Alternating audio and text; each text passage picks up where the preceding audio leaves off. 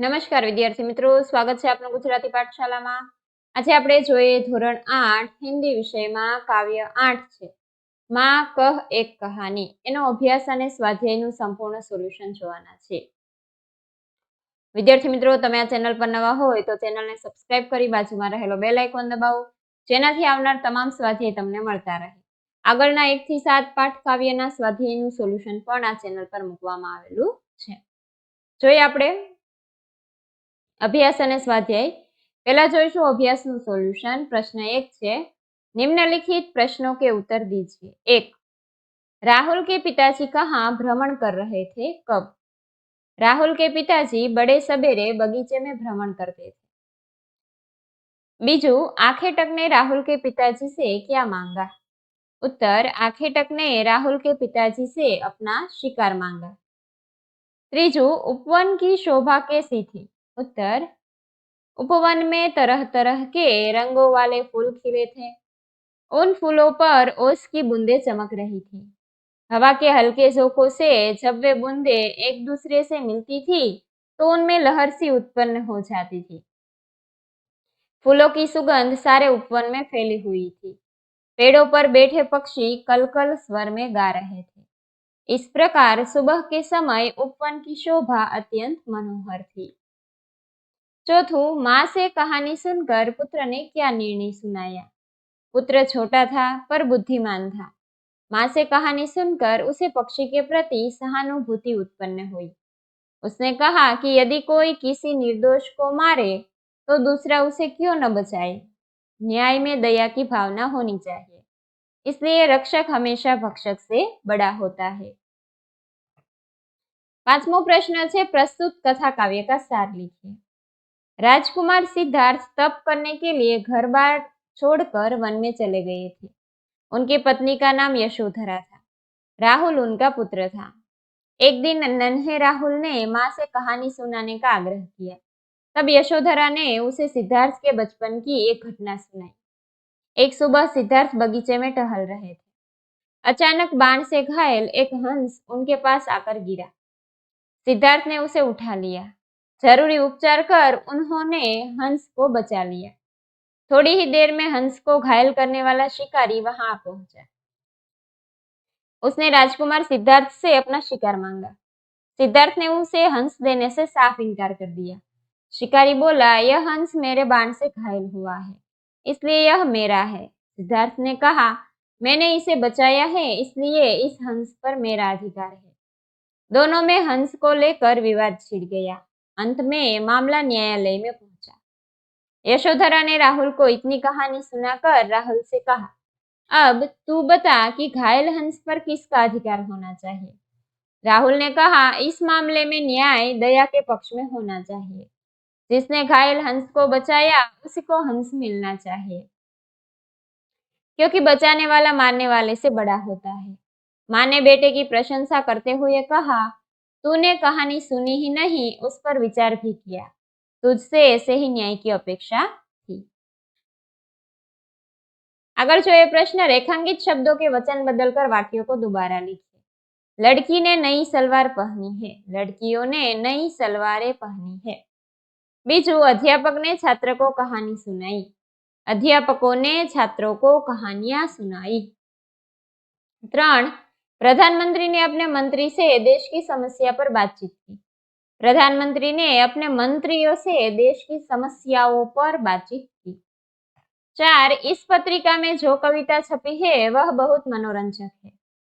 इन पत्रिकाओं में जो कविताएं छपी है वे बहुत मनोरंजक है। 5, लू चलने के कारण लता सूख गई है। लू चलने के कारण लताएं सूख गई है। स्वाध्यायનો પ્રશ્ન છે, કાવ્ય પંક્તિઓ का भावार्थ अपने शब्दों में लिखिए। काव्य पंक्तिનો उत्तर જોઈએ। बगीचे में तरह तरह के रंगों वाले फूल खिले थे। उन पर ओस की बूंदें चमक रही थी। हवा के हल्के हल्के झोंकों से फूल हिल रहे थे। उन पर ओस का पानी लहराता था। राहुल ने पूछा, क्या उन पर पानी लहराता था? हाँ माँ, मुझे यही कहानी सुननी है। बीजी काव्य पंक्ति છે એનું જોઈએ। मेरे बेटे तू बहुत जिद्दी है। अच्छा तो सुन। एक दिन बड़ी सुबह तेरे पिता बगीचे में घूम रहे थे। उस समय वातावरण में मनपसंद खुशबू फैली हुई थी। वहां मनपसंद खुशबू खूब फैली हुई थी। हाँ माँ, यही कहानी सुनाओ। बीजो प्रश्न है, चित्र के आधार पर अपूर्ण वाक्यों को पूर्ण कीजिए। माँ, मुझको भी पौधा दे दे, मैं भी वृक्ष लगाऊंगा। रोज उसे दूंगा मैं पानी, बता गए हैं जैसे नानी। जब वह पौधा पेड़ बनेगा, कितना सुंदर हमें लगेगा। वायु प्रदूषण फैल रहा जो, उसको मार भगाऊंगा। माँ, मुझको भी पौधा दे दे। तीजो प्रश्न है, एक दिन अकबर ने बीरबल से पूछा, बीरबल, दुनिया में सबसे अधिक शक्तिशाली कौन है? बीरबल ने क्या कहा होगा, सोचकर कहानी को आगे बढ़ाइए। एक दिन अकबर ने बीरबल से पूछा, बीरबल, दुनिया में सबसे अधिक शक्तिशाली कौन है? बीरबल ने कहा, जहांपनाह, दुनिया में सबसे शक्तिशाली सूरज है। बादशाह ने पूछा, कैसे? तब बीरबल ने बादशाह को निम्नलिखित कहानी सुनाई। एक बार हवा, पानी और सूरज में बहस छिड़ी। तीनों स्वयं को सबसे अधिक शक्तिशाली बता रहे थे। एक देवदूत ने उन तीनों की बातें सुनी। उसने कहा, देखो, वह यात्री कोट पहनने जा रहा है। जो उसका कोट निकलवा दे, वही सबसे अधिक शक्तिशाली है। सबसे पहले हवा आगे बढ़ी और तेज चलने लगी। उसने तूफानी रूप ले लिया। यात्री का कोट फड़फड़ाने लगा। उसने हाथ से कसकर कोट को पकड़े रखा। आखिर हवा ने हार मान ली। अब पानी ने अपनी ताकत दिखानी शुरू कर दी। जोर की बारिश होने लगी। यात्री पूरी तरह भीग गया, पर उसने कोट न निकाला। अंत में सूरज की बारी आई। इतनी तेज धूप निकली कि यात्री गर्मी सहन न कर सका। वह पसीना पसीना हो गया। परेशान होकर उसने कोट निकाल दिया। सबने सूरज की शक्ति का लोहा मान लिया। बादशाह ने भी बीरबल की बात का समर्थन किया। 4. अगर पाठशाला के सामने दुर्घटना हुई तो आप क्या करेंगे? उत्तर, अगर हमारी पाठशाला के सामने कोई दुर्घटना हुई तो हम तुरंत पहुंचकर दुर्घटनाग्रस्त व्यक्ति को स्कूल में लाएंगे। प्राथमिक चिकित्सा पेटी में से दवा और मरहम पट्टी से उसका उपचार करेंगे। यदि चोट अधिक गंभीर हुई तो हम आसपास से डॉक्टर को बुलाएंगे या घायल को अस्पताल पहुंचाएंगे। 5. इस कविता को कहानी के रूप में लिखिए। राजकुमार सिद्धार्थ तप करने के लिए घर बार छोड़कर वन में चले गए थे। उनकी पत्नी का नाम यशोधरा था। राहुल उनका पुत्र था। एक दिन नन्हे राहुल ने माँ से कहानी सुनने का आग्रह किया। तब यशोधरा ने उसे सिद्धार्थ के बचपन की एक घटना सुनाई।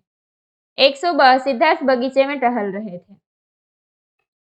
अचानक बाण से घायल एक हंस उनके पास आकर गिरा। सिद्धार्थ ने उसे उठा लिया। जरूरी उपचार कर उन्होंने हंस को बचा लिया। थोड़ी ही देर में हंस को घायल करने वाला शिकारी वहां आ पहुंचा। उसने राजकुमार सिद्धार्थ से अपना शिकार मांगा। सिद्धार्थ ने उसे हंस देने से साफ इनकार कर दिया। शिकारी बोला, यह हंस मेरे बाण से घायल हुआ है, इसलिए यह मेरा है। सिद्धार्थ ने कहा, मैंने इसे बचाया है, इसलिए इस हंस पर मेरा अधिकार है। दोनों में हंस को लेकर विवाद छिड़ गया। अंत में मामला न्यायालय में पहुंचा। यशोधरा ने राहुल को इतनी कहानी सुनाकर राहुल से कहा, अब तू बता कि घायल हंस पर किसका अधिकार होना चाहिए?